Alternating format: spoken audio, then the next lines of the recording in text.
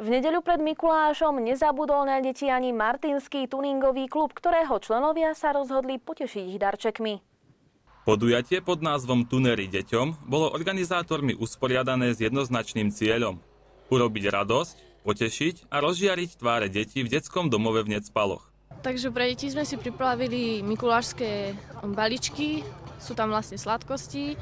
A ďalej ostatní tunery, čo doniesli veci, rôzne sladkosti, hračky, ktoré vlastne všetky dostanú od nás. Stretnutia sa zúčastnilo približne 50 členov a prívržencov klubu, celkom asi na 30 autách.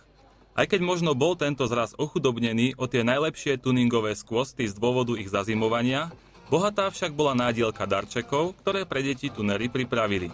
Iniciátorom bol vlastne zakladateľ klubu Lukáš Horvát a vlastne iniciatívu Tunak, lebo je momentálne mimo Martina, tak iniciatívu som prevzal ja a Tunak s kolegovcami sme vybavili to, čo sme vybavili. Zatiaľ je nás pomerne málo, ale hádam ešte prídu ľudia.